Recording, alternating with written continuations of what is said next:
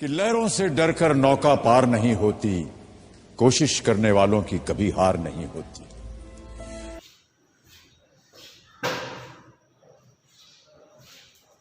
Hello students, good morning. कैसे हैं आप लोग? I am Chandrakant Maurya and you watching knowledge 247। So guys, पिछली क्लास में आप लोगों ने नाउन के बारे में पढ़ा था। नाउन क्या होता है, उसकी डेफिनेशन, उसके पार्ट्स, इन सब के बारे में आपने जान लिया था कि क्या होता है, कैसे वर्क करता है, कौन सा वर्ड कैसा नाउन है, इसके बारे में आप लोगों ने जानकारी प्राप्त कर ली थी। तो आज हम लोग बात करेंगे इसके नेक्स्ट टर्म की। पिछली क्लास में आप लोगों ने काउंटेबल और अनकाउंटेबल के नाउन तक ही पढ़ा था।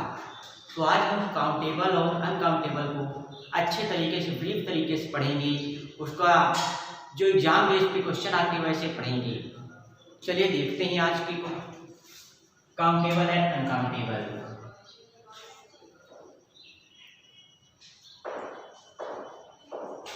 दूसरा आपका है अनकाउंटेबल। बेसिकली अभी तक आप लोगों ने पढ़ा होगा काउंटेबल ऐसा नाउन है जिसे गिना जा सके और अनकाउंटेबल ऐसा नाउन है जिसे गिना ना जा सके। लेकिन मैं आपको ये कह रहा हूँ कि जिसको गिनने की जरूरत पड़े, जिसको गिनने की जरूरत पड़े वो होता है आपका काउंटेबल नाउन, और जिसको गिनने की जरूरत ना पड़े वो होता है आपका अनकाउंटेबल नाउन। जैसे अनकाउंटेबल नाउन आपको मान लीजिए मिल्क हो गया, गोल्ड हो गया,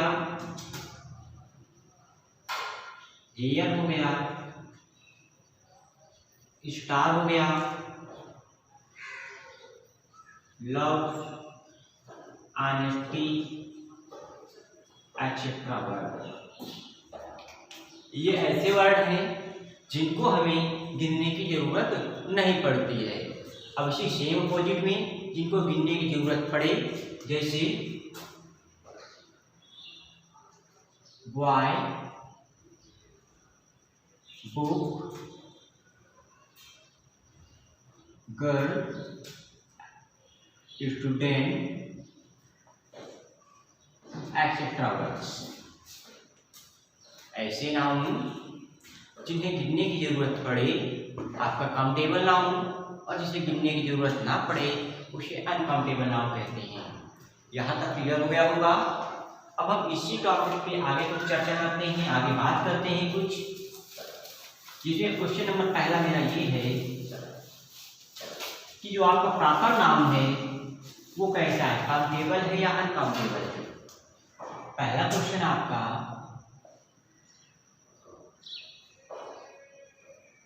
प्रॉपर नाउन कैसा है, काउंटेबल नाउन है या अनकाउंटेबल नाउन है।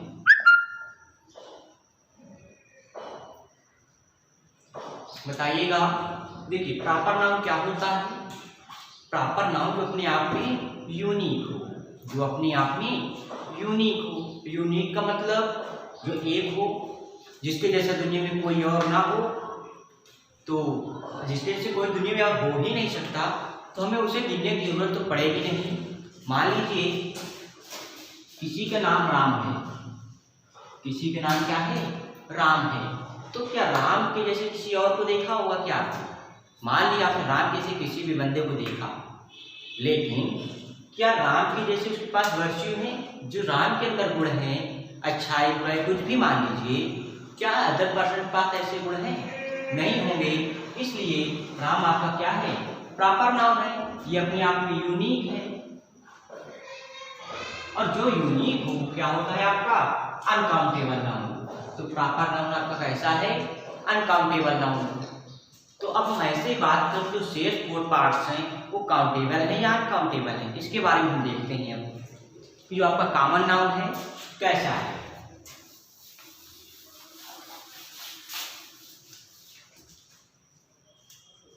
एक तरफ लीजिए आप काउंटेबल नाउन, दूसरी तरफ अनकाउंटेबल नाउन। ठीक है, पहला आपने क्लियर ही कर लिया, प्रॉपर नाउन आपका क्या है, अनकाउंटेबल। दूसरी बात करते हैं हम कॉमन नाउन की। तो कॉमन नाउन क्या होता है? प्रॉपर नाउन एक कौन सा होता है? पार्टिकुलर नेम होता है। उसी पार्टिकुलर नेम का जब हम जनरल नेम देखते हैं वो होता है आपका कॉमन नाउन। मतलब जैसे कोई वर्ड हमने अभी लिखा था, जैसे राम, ये किसी भी बंदे का क्या था? पार्टिकुलर नेम था। लेकिन जब इसमें हम जनरल नेम की बात करेंगे तो क्या होगा? बॉय होगा, स्टूडेंट होगा, अदर, ठीक है, कुछ भी हो सकता है। तो इसलिए जो बॉय है, स्टूडेंट, इन सब को हमें गिनने की जरूरत पड़ सकती है। इसलिए जो आपका कॉमन नाउन है वो आपका क्या होगा? आपका काउंटेबल नाउन होगा। नेक्स्ट हम बात करते हैं मटेरियल नाउन की। तो मटेरियल नाउन क्या होता है? मटेरियल नाउन भी अपने आप में क्या होता है? यूनिक होता है। उसे कभी गिनने की जरूरत नहीं पड़ती। जैसे आप मिल्क ले लीजिए और वाटर ले लीजिए, घी ले लीजिए, एक्सेट्रा। तो मटेरियल नाउन भी आपका क्या हो जाएगा? अनकाउंटेबल नाउन हो जाएगा। बात करते हैं अब्स्ट्रैक्ट नाउन की। तो अब्स्ट्रैक्ट नाउन क्या होता है?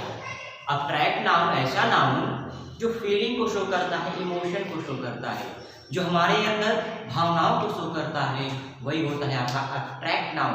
तो अब्स्ट्रैक्ट नाउन जैसे आपका ऑनेस्टी हो गया, तो क्या ऑनेस्टी को आप गिन सकते हैं? क्या गिनने की जरूरत है? क्या इतनी ऑनेस्टी है, 4 ऑनेस्टी, 5 ऑनेस्टी, 6 ऑनेस्टी, ऐसा तो आप बोल नहीं सकते ना।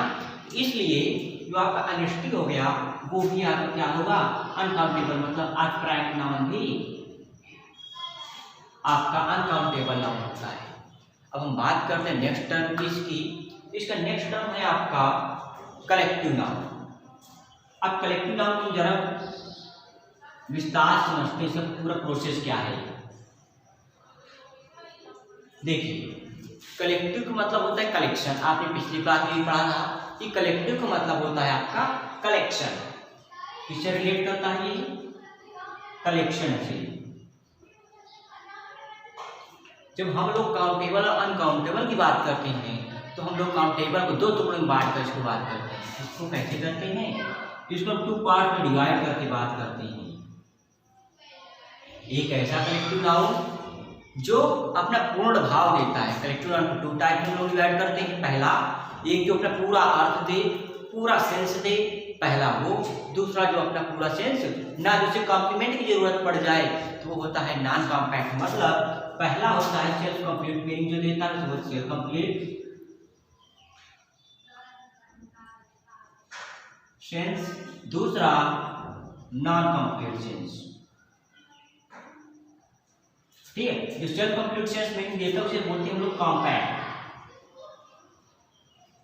और इसको बोलते हैं नॉन कॉम्पैक्ट। समझिएगा, कलेक्टिव नाउन को हम लोग 2 पार्ट में डिवाइड करते हैं। पहला जो सेल्फ कंप्लीट मीनिंग देता है, दूसरा जो सेल्फ कंप्लीट सेंस या मीनिंग नहीं देता है। जो वर्ड सेल्फ कंप्लीट मीनिंग देता है, जो वर्ड कंप्लीट सेंस देता है, उसे हम लोग बोलते हैं कॉम्पैक्ट। कॉम्पैक्ट मीन्स जो अपना पूर्ण भाव दे, पूरा अर्थ बता दे एक ही वर्ड में, उसे किसी अदर की जरूरत ना पड़े, कॉम्प्लीमेंट की जरूरत ना पड़े, वो होता है आपका कॉम्पैक्ट। और जिसको कॉम्प्लीमेंट की जरूरत पड़े, जिसको अदर वर्ड की जरूरत पड़े अपने साथ, वो होता है आपका नॉन कॉम्पैक्ट। जैसे कॉम्पैक्ट मतलब आपका हो जाएगा क्लास, नॉन कॉम्पैक्ट मतलब हो जाएगा, जैसे इसके ले लेते हैं फ्रेज। ठीक है, जो क्लास वर्ड है आपका, इसको किसी भी गिनने की जरूरत नहीं पड़ेगी। जो अपना पूर्ण भाव दे वो काउंटेबल क्या हो जाएगा, ये जो काउंटेबल नाउन हो जाएगा। इसलिए और जो पूर्ण मीनिंग नहीं देता इसे फ्रेज आपका, तो वो हो जाएगा आपका अनकाउंटेबल नाउन। याद रखिएगा कि काउंटेबल नाउन आपका दोनों होता है, काउंटेबल भी होता है और अनकाउंटेबल भी होता है। कलेक्टिव नाउन आपका काउंटेबल भी होता है और अनकाउंटेबल भी होता है, याद रखिएगा। अब हम इसके बाद नेक्स्ट हम आपको बताते हैं एक बहुत ही शानदार एग्जाम्पल से। देखिए वो एग्जाम्पल क्या है। आपने हेयर वर्ड सुना होगा,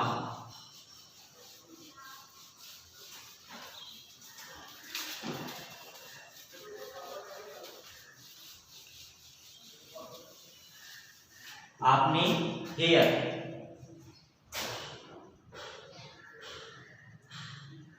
आपने क्या सुना होगा? हेयर वर्ड सुना होगा। तो ये क्या है? काउंटेबल है या अनकाउंटेबल है? कुछ लोग इसको काउंटेबल मानते हैं, कुछ लोग इसको अनकाउंटेबल मानते हैं। चलिए हम इसके बारे में थोड़ा चर्चा कर लेते हैं कि ये कैसा, इसका रीजन क्या है कि कुछ लोग दूसरा कुछ कहते हैं, कुछ लोग दूसरा कहते हैं। चलिए इस पर थोड़ा चर्चा करते हैं। तो जो आपका हेयर वर्ड है, इसको एक एग्जाम्पल समझते हैं। मान लीजिए एक भाई साहब ये बैठे हुए हैं, ठीक है, और एक भाई साहब ये बैठे हुए हैं। फिर से वही बात, डायग्राम न देखिएगा, ओनली अपना वो कम देखते हैं, ठीक है। आगे देखिए, तो बंदे बैठे हुए हैं, देखते हैं। मान लीजिए इनके पास बहुत घने बाल है, ठीक है, और ये भाई साहब के सिर पर केवल 4 ईयर, ठीक है, इनके सिर पर बाल ही नहीं है, मान लीजिए 4 ईयर है। तो मान लीजिए इनके सिर पर बाल है। क्या आपने कभी कहा कि भाई साहब आपके सिर पर 10 लाख बाल, 10 लाख ईयर्स है? आपने कभी बोला कि आपके सिर पे 10 लाख ईयर है? बिल्कुल नहीं बोला होगा। जब आपने ऐसे नहीं बोला होगा तो ये आपको गिनने की जरूरत नहीं पड़ी होगी। जब गिनने की जरूरत नहीं पड़ी होगी तब ये आपका हो गया होगा अनकाउंटेबल। अब एक भाई साहब आपके पास हेयर है, अब देख रहे हो आप इनकी सिर पर ओनली एंड ओनली 4 हेयर दिख रहे हैं आपको, तो आप तो यही कहोगे ना भाई साहब आपके सिर पर 4 बाल, 4 हेयर है। जब आप ये वर्ड बोल दोगे तो आपने स्पेसिफाई कर दिया कि ओनली एंड ओनली 4 हेयर है, मतलब हम काउंट कर सकते हैं। जब हम काउंट कर सकते हैं तो क्या लिखेंगे? 4 हेयर। उस कैटेगरी में ये क्या हो जाएगा? काउंटेबल। और इंग्लिश लैंग्वेज की खासियत क्या है? ये किसी भी वर्ड को किसी भी तरीके से यूज कर सकता है जब इसकी जरूरत पड़ेगी। कैसे? आइए उसको हम एक एग्जाम्पल समझते हैं। देखिए जो हेयर वर्ड है, पहले इसको देख लीजिए। जो हेयर वर्ड है उसको काउंटेबल में भी यूज करते हैं और अनकाउंटेबल में भी यूज करते हैं। जब जिसकी जहाँ जरूरत पड़े, जरूरत के हिसाब से हम लोग हेयर को काउंटेबल बना लेते हैं और हेयर को अनकाउंटेबल बना लेते हैं। ये हमारा सेंटेंस पर डिपेंड करता है कि सेंटेंस हमसे क्या चाह रहा है, काउंटेबल के अकॉर्डिंग या अनकाउंटेबल के अकॉर्डिंग, ठीक है। अब इसी बात को हम लेकर थोड़ा एक एग्जाम्पल आप लोगों को समझाते हैं।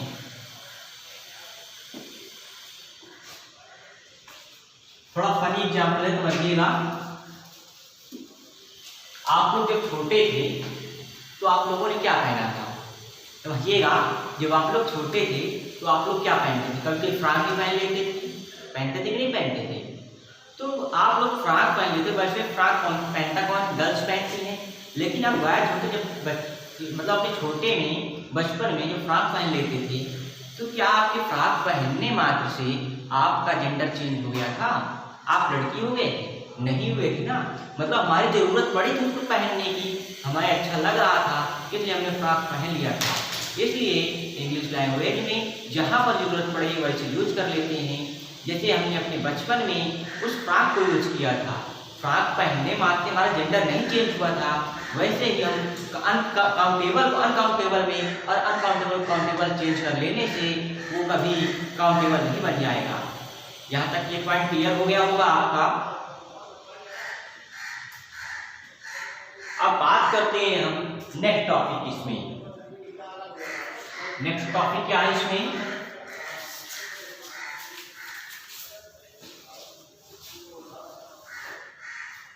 पिछली क्लास में आप लोगों ने पढ़ा था कंपाउंड नाउन।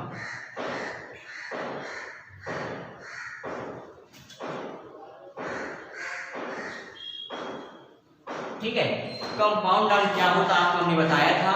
जब 2 या 2 से अधिक नाउन मिल जाए और एक नया वर्ड मिल जाए, आपको नया मीनिंग बना दें, तो वो होता है आपका कंपाउंड नाउन।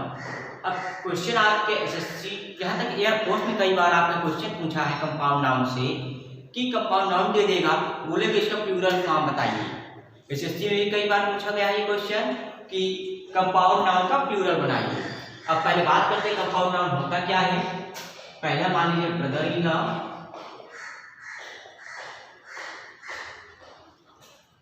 दूसरा वुमेन टीचर,